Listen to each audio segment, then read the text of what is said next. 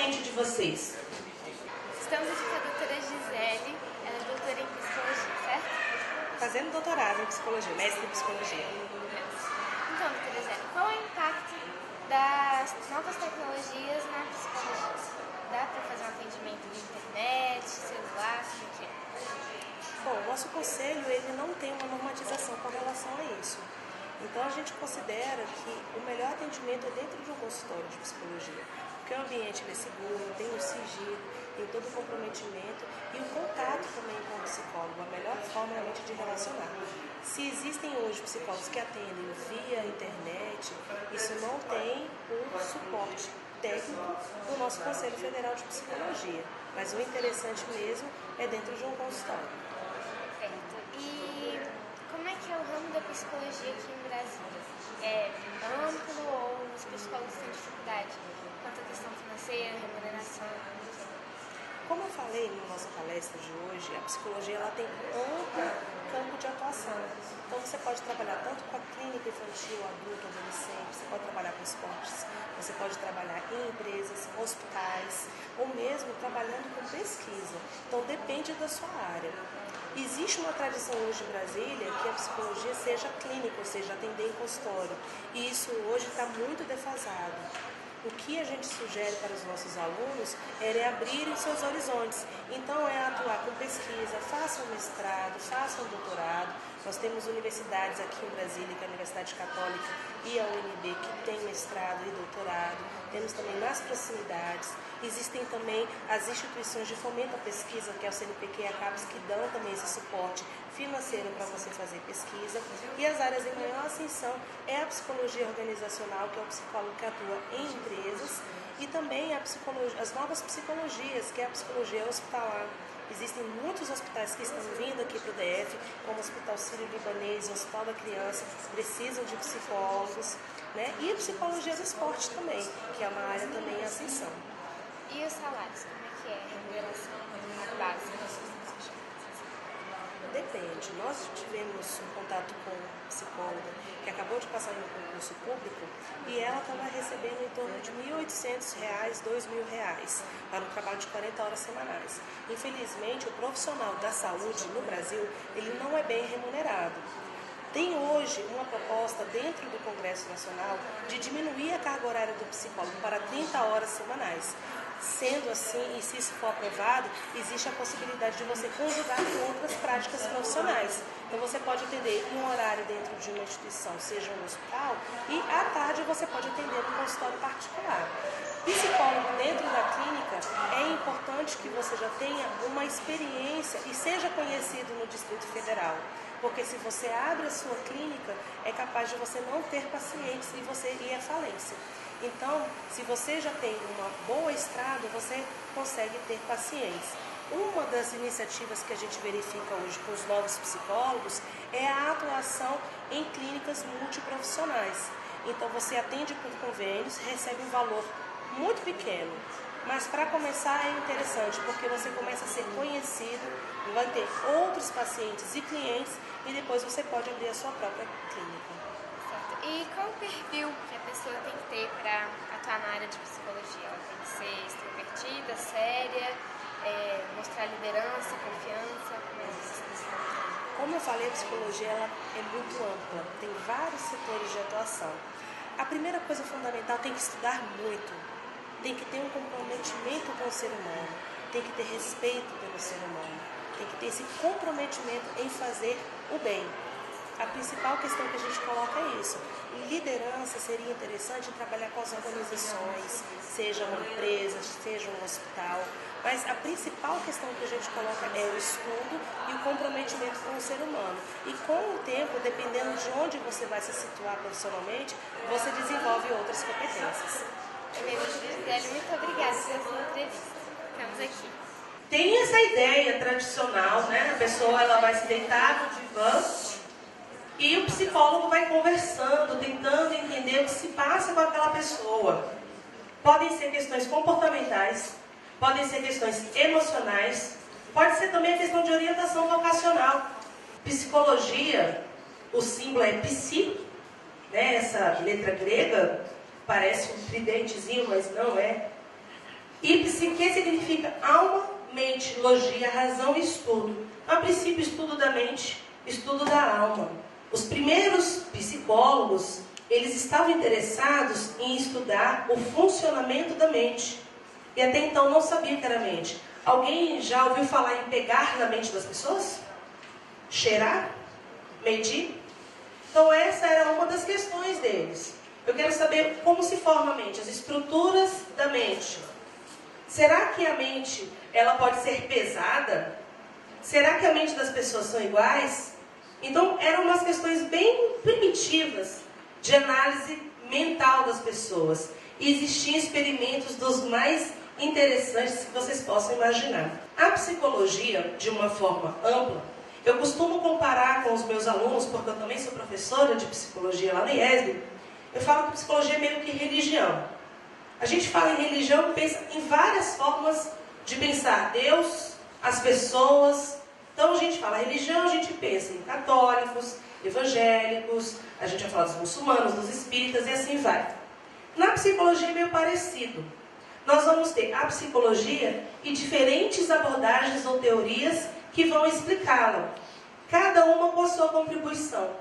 Muitas delas são distintas entre si. Então nós vimos algumas abordagens teóricas da psicologia. E quando a gente forma em psicologia, a gente faz lá os 5 anos de curso, a gente vai conhecer um pouco cada uma daquelas áreas. Mas geralmente as pessoas depois da graduação fazem um curso de especialização. Então, como foi o meu caso? Eu fiz a psicologia no CEUB e depois eu fiz a hipnose. E eu vou falar aqui algumas atuações da psicologia, para vocês verem que a psicologia é um amplo campo de atuação. Não vai ser aquela coisa monótona. Eu costumo dizer que a psicologia é uma possibilidade da gente exercitar a nossa criatividade, conhecer pessoas. É uma liberdade muito grande. Eu, particularmente, gosto muito. Então, a psicologia clínica, que é a mais básica, vamos dizer assim, ela vai trabalhar individualmente. Então, o psicólogo pode trabalhar sozinho ou em equipe. Vai ser aquele atendimento de consultório. Ele também pode estar trabalhando em instituições. Então, eu posso trabalhar, por exemplo, numa clínica multiprofissional, eu posso ir numa clínica aqui mesmo no Sudoeste, o Instituto Agilitar, não sei se vocês conhecem. Então, tem lá psicólogos, tem nutricionistas, tem várias profissões e eu posso atender ali também. O psicólogo clínico, ele atende qualquer faixa etária. Ele pode atender crianças, adolescentes, adultos, casais ou mesmo grupos. Na psicologia clínica também, nós vamos ter a oportunidade de fazer diagnósticos. Então, nós podemos fazer uma entrevista com a pessoa, uma entrevista diagnóstica, e nós vamos verificar, por exemplo, se ela tem um transtorno obsessivo compulsivo, o TOC. Ou nós vamos verificar se a pessoa tem depressão, ou se a pessoa ela tem uma ideação suicida, e nós precisamos ligar para a família dela e falar, tome cuidado com essa pessoa. Então, a psicologia, ela tem um dever muito importante. Vai trabalhar com a saúde mental das pessoas. E, portanto, precisa estudar muito. Então, quem vai fazer psicologia tem que gostar de ler bastante. Porque nós vamos lidar com seres humanos. Seres humanos são muito complexos, diferentes entre si.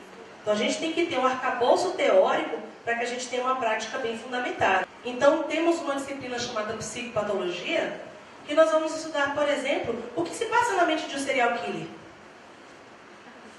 Ou o que se trata os delírios e as alucinações de uma pessoa.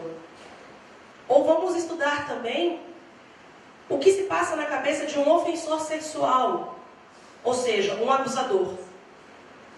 Ou não, eu posso atender a própria pessoa, uma mulher que foi vítima agora de violência sexual. Então, são algumas das demandas que a psicologia atende, e por isso tanto tempo de estudo, para que a gente possa auxiliar essas pessoas. E eu digo mais, precisamos ter um fortalecimento emocional. Essa é a minha área. Psico-oncologia, está dentro de psicologia hospitalar.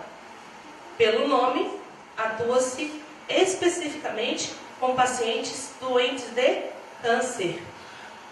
O câncer hoje é quase que uma epidemia, apesar de não ser transmissível, Mas muitas pessoas adoecem de câncer e não escolhem nem idade, nem se é mulher ou se é homem, nem religião, nem nada. Basta ter células em multiplicação, tem alguma alteração, alguma mutação genética ali, desenvolve um tumor. E eu tenho que me submeter a tratamentos muito agressivos e que geralmente tem muita incerteza neles. É muito difícil saber que vai ter cura com o câncer. E eu tenho que fazer o tratamento. Então eu já atuo nessa área já há alguns anos, já trabalhei com crianças, gosto muito, prefiro trabalhar com crianças. Minha dissertação de mestrado foi com adolescentes, trabalhei com 4 adolescentes na PUC de Campinas.